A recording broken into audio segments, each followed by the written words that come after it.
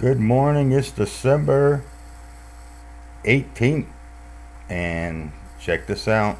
I'm going to re-explore this ring from Phil, remastered this 4K video, just parts of it, and I'm adding a lot of new stuff I've picked up, and some of the old things where I caught that star shade opening up. I'm going to show you that, so subscribe, thumbs up, get ready for the ride. The music's going to be wild, and what you're going to see is more in a documentary type setting. I'm going to show you some jet propulsion stuff. I'm going to show you these asteroids all through the video. Phil's been showing me this, and I think what I got here is worth the trip. So here we go. We're on my road trip. That's the back end of my vehicle. We're going to explore what they're hiding, the asteroids, the planets, the exoplanets. You'll hear some TED Talk in this video, so stick to the end. It's going to be a little long, but that's okay, because you can come back and forth and watch the whole thing as you go. Just save it and come back and finish watching it if it's too much or you don't have time. Now, I'm going to be showing you rocks up close like this, investigation. We're going to look at our forensic tool and really check out some objects that are in the sky, the clouds.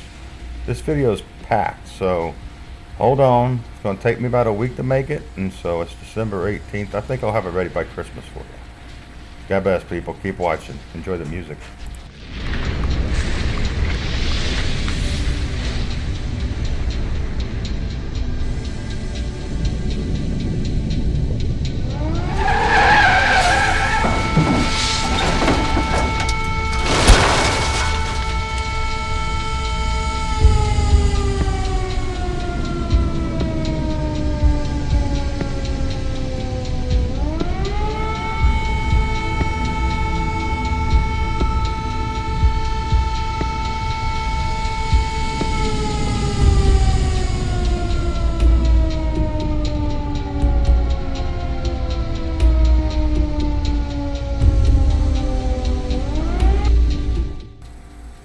Yeah, guys, I just want to give Anderson's channel a shout out for leading me to this piece of footage. Anyways, I've taken it and zoomed in and cleared it up and changed, corrected the colors on it. And so this ship is not a UFO. It's UFO if you don't know what it is, unidentified. I'm not saying it's extraterrestrial. When I say UFO, I'm not talking about aliens. I'm talking about the United States doing stuff. And it's a UFO. Now, it could be a fallen angel UFO. I don't think they're aliens, but the fallen angels. But it's not, because this is what I'm going to show you on the TED Talk. This is what they've been deploying for quite a while, at least 10, 15 years, I think, or longer. But you'll watch this thing go up, and it's very interesting because the bottom of it, watch the bottom. The bottom is like a halide light or halogen type light, So what I've done is it's really cleared this up and brought it into as close into as a 4K as I could. Probably best watched on 1440, but I give you all the choices. It depends on if you watch it on a big TV. But it goes up, and as it starts going up, you'll see on the TED Talk how this thing fans out into a circle. And it's like a omnigami, you know how they fold the paper? Well, you watch this video, and you're going to see some stuff that's just going to convince you that some of the stuff that's happening is being created to hide objects, not just block the sun so they could look at a telescope view of it, but to actually hide objects. So I think I'm gonna prove that to you today. So if you stay with me, hit the subscribe button, guys, because my channel's gonna get more intense. I'm finding more stuff. I'm going back into my files and looking what I caught of similar objects, and as they're getting bigger. So I'll be doing more videos like this, okay? So hit that subscribe, thumbs up. If you want to leave a tip, there's the PayPal QR code. You could hit your phone on it if you're watching it on a computer. It'll open up your PayPal, and you can bless me if you want. Because we could use the money for supporting this channel. That's the bottom line, So here we go. This thing shoots up. I lose a piece of the footage because the way Anderson clipped it, you can start seeing it fan out, but not really clear. Then it starts lighting up. And so at this point, just watch. You'll see it open, and it will explain itself. I'll come back, all right? Keep your eyes open. Watch carefully.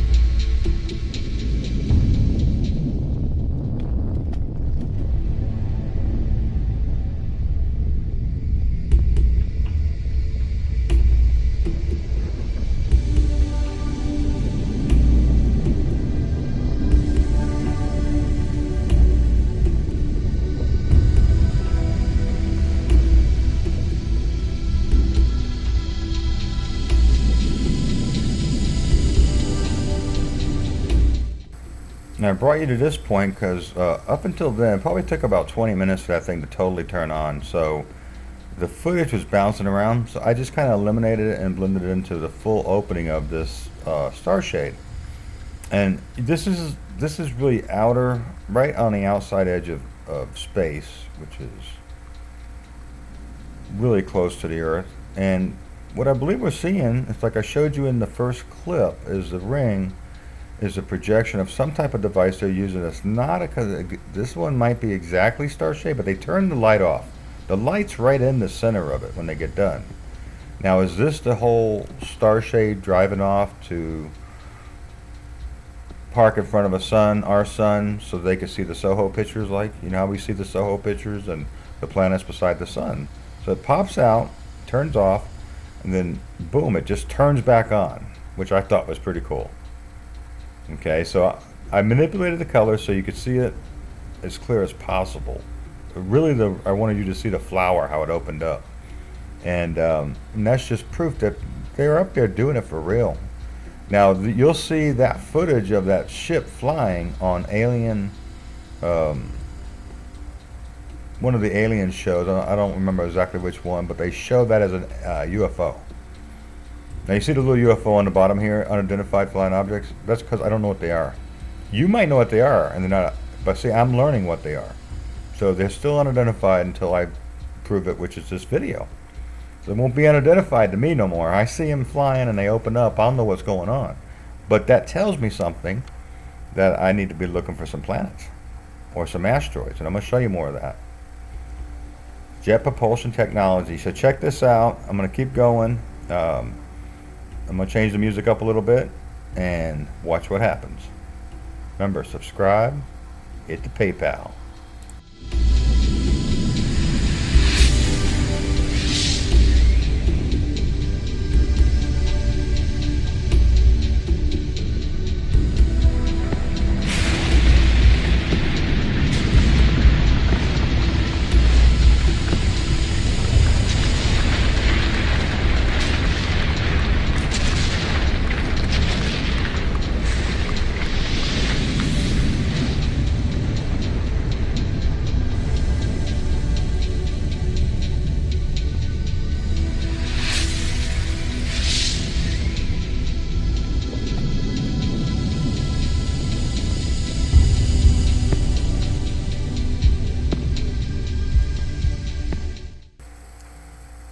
Okay guys, so check this out. I'm in my forensic tool, which is a pretty heavy magnifier. It's contrast by channel and whatnot. I'm not going to try to teach you about that, but check out this object, this device, this craft. It has the light underneath it. And at first I thought it was like maybe the engines or whatever lighting up, but no, it's a light.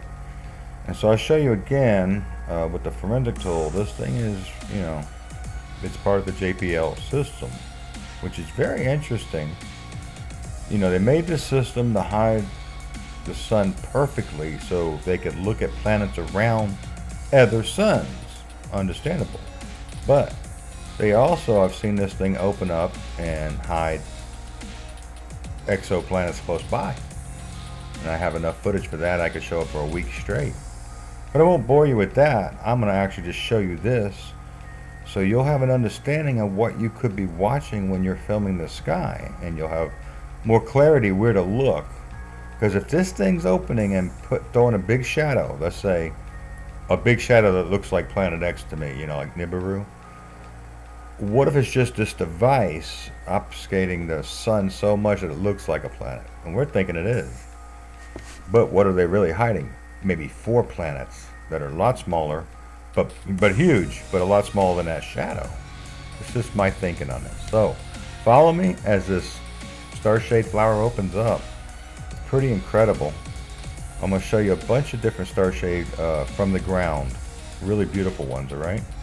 They could all be part of them doing what they're doing. And I think it's to hide asteroids. I mean, just think if everybody's seen an asteroid the size of the Empire State Building going over at an eye's glimpse.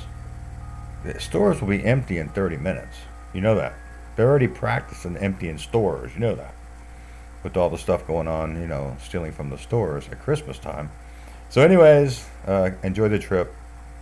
It's going to go for a while. Keep coming back. Or stay. God bless.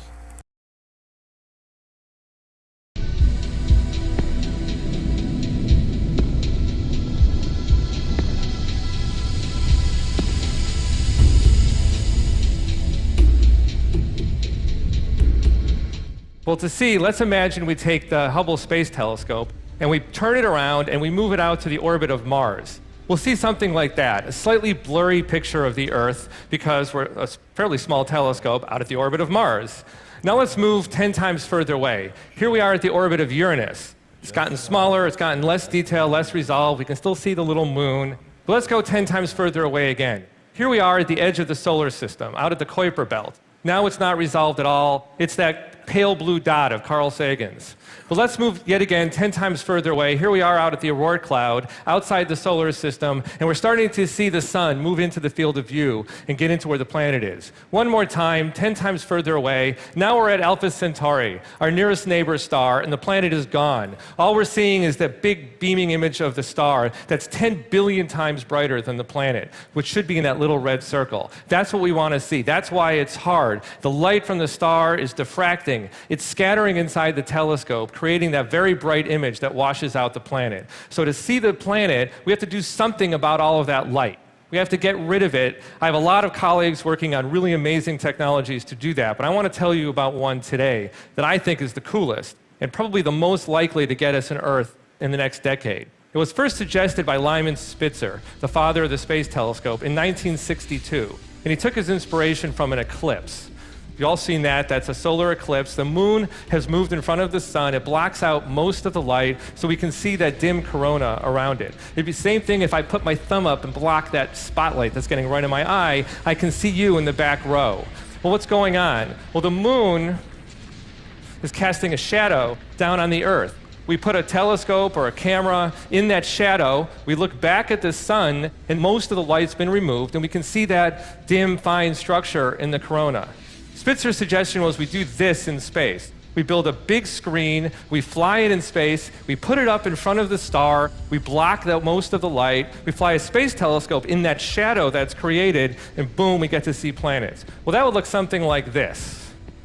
So there's that big screen, and there's no planets, because unfortunately it doesn't actually work very well, because the light waves of the light and waves diffracts around that screen the same way it did in the telescope. It's like water bending around a rock in a stream. And all that light just destroys the shadow. It's a terrible shadow. And we can't see planets. But Spitzer actually knew the answer. If we can feather the edges, soften those edges, so we can control diffraction, well, then we can see a planet. And in the last 10 years or so, we've come up with optimal solutions for doing that. It looks something like that. We call that our flower petal star shade. If we make the edges of those petals exactly right, if we control their shape, we can control diffraction, and now we have a great shadow. It's about 10 billion times dimmer than it was before, and we can see the planets beam out just like that.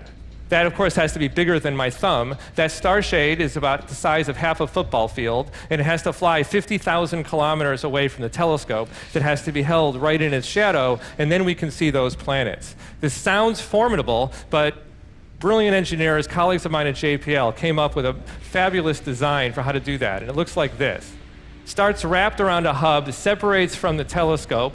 The petals unfurl, they open up, the telescope turns around, then you'll see it flip and fly out that 50,000 kilometers away from the telescope.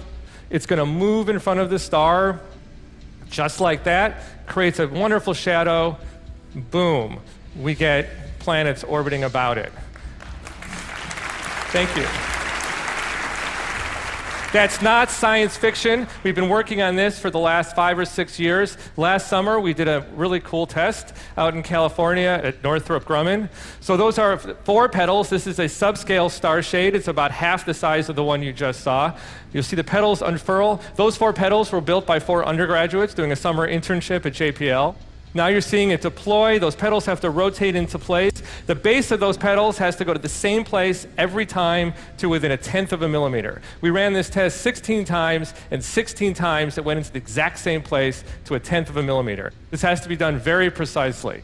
But if we can do this, if we can build this technology, if we can get it into space, you might see something like this. That's a picture of one of our nearest neighbor stars taken with the Hubble Space Telescope. If we can take a similar space telescope, slightly larger, put it out there, fly an occulter in front of it, what we might see is something like that. That's a family portrait of our solar system, but not ours. We're hoping it'll be someone else's solar system, as seen through an occulter, through a star shade like that. You can see Jupiter, you can see Saturn, Uranus, Neptune, and right there in the center, next to the residual light, is that pale blue dot. That's Earth. We want to see that, see if there's water, oxygen, ozone, the things that might tell us that it could harbor life. I think this is the coolest possible science. That's why I got into doing this, because I think that will change the world. That will change everything when we see that. Thank you.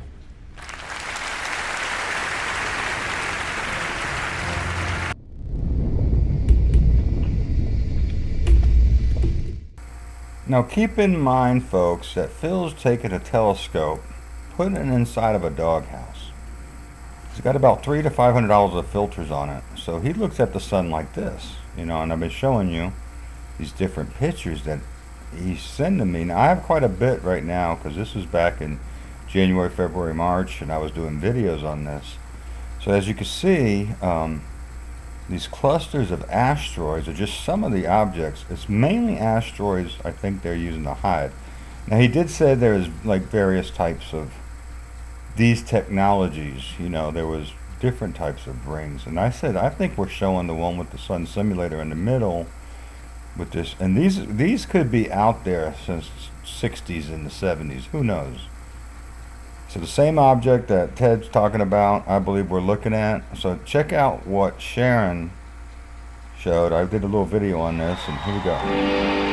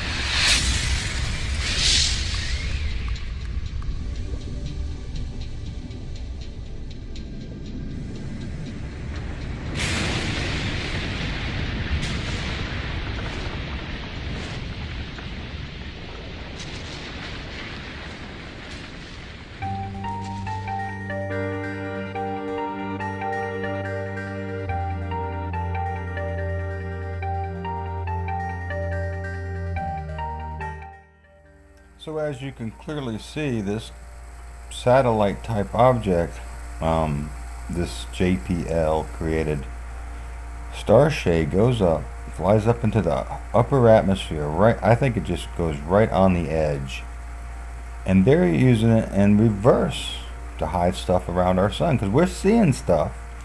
So showing you this gives you the optimal advantage to, when you see the rings and stuff, take pictures even though you don't see nothing, because when we do the filters you will see a lot. And that's what I've been showing you, is I've been catching, and now knowing how to catch them even easier. When these star shades open up and I see rings around the sun like this, I'm going to try to get filters out and welding glasses out and, you know, half mirrors out. There's a lot of ways you can catch the planets. There's one guy uses half globe mirrors, and then he films into the glass mirror, and you can see the planets around the sun. No lie. Try it. It's like a magnifier, like a half a round circle magnifier. And he does this stuff, I think he puts it in a black, like, dog dish. And he films and he sees the planets around the sun, because it takes away the obfuscation of all the hiding and trails. And there's a lot of things in our clouds that are unexplainable. That's why I'm showing you back some of this. These things are unexplainable. They're not just clouds, I don't believe. But here we go. Keep watching. I'm going to go into a little bit more of how this thing works. A little bit more different than TED Talk.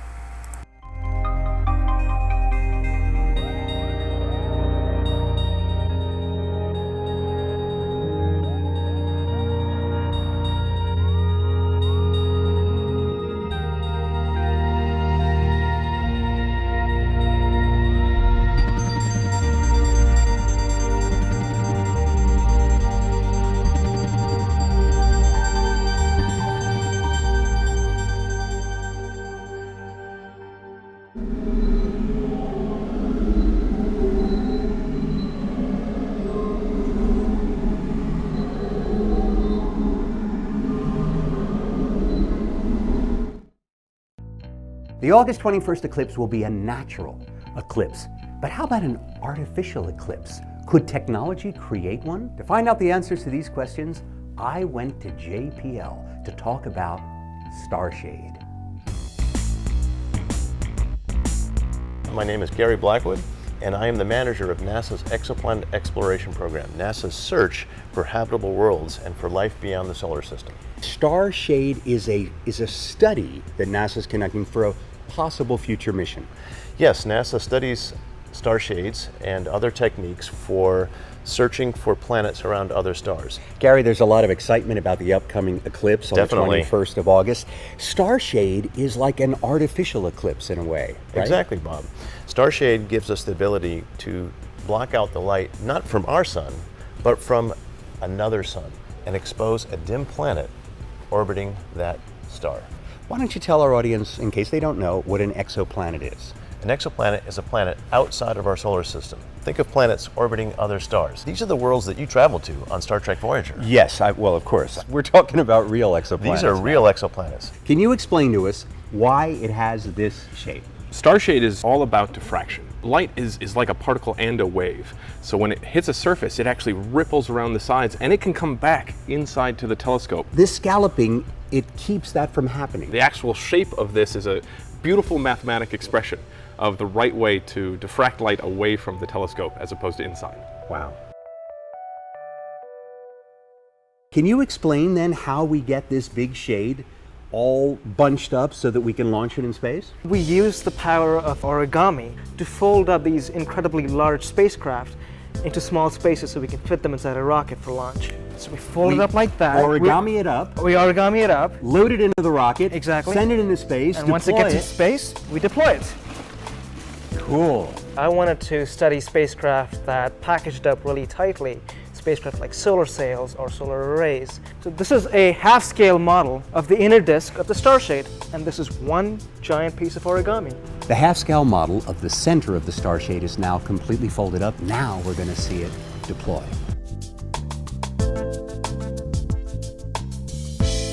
Can you explain how the shades are wrapped up for launch? Yeah, so apart from the origami that we just saw how that's stowed up, we have to then wrap 24 petals around the starshade structure. So it's very important that we unfurl these petals perfectly in space and do not touch each other because the petal edges are razor sharp. Our sun is always out there illuminating the backside of the starshade, and that sunlight wants to reflect off to the starshade into the telescope. So what we have to make is a very sharp edge so that there's no area for that sunlight to reflect back into the telescope. So if you had a ding in the razor, for example, what would that do? That would be a very bright spot and it would look like an exoplanet. When will we see a full-scale starshade? Yeah, so by the end of the summer, our interns are going to assemble 24 petals that we can attach to this full-size core right here. So this is the actual size of the core. Full This size. is it. right? And we'll have 24 6-meter long petals that fill this entire room. And the interns are making the petals for the full scale right now.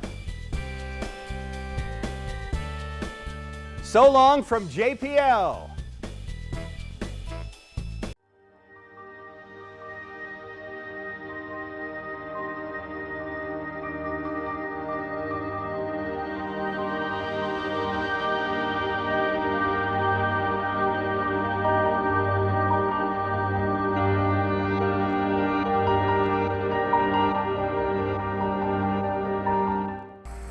So on your sky explorations and exploratory adventures out there, keep in mind that the CGI that they can create with this on the screen, as I pointed out, could be whatever they want it to be. And so I'm just trying to get you to think different. Now, up here in the Alps, we've seen those 3 red planets. Could they just be star shades driving around and we caught them in the right light, or what's going on, right? So keep that in mind. You see the half a rainbow that's filled in. Let me show you one of those. Got a little bit more on this. Keep staying in tune. Pay attention. These are asteroids. I'm just showing you all the rocks they're hiding. And UFOs, whatever they are.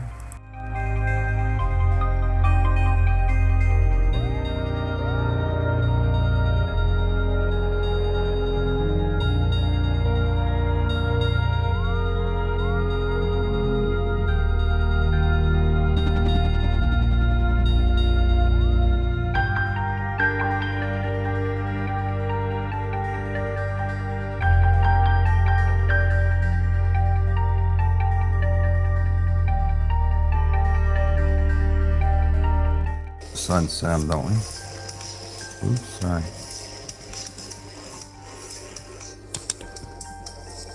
Let's look for UFOs for a minute.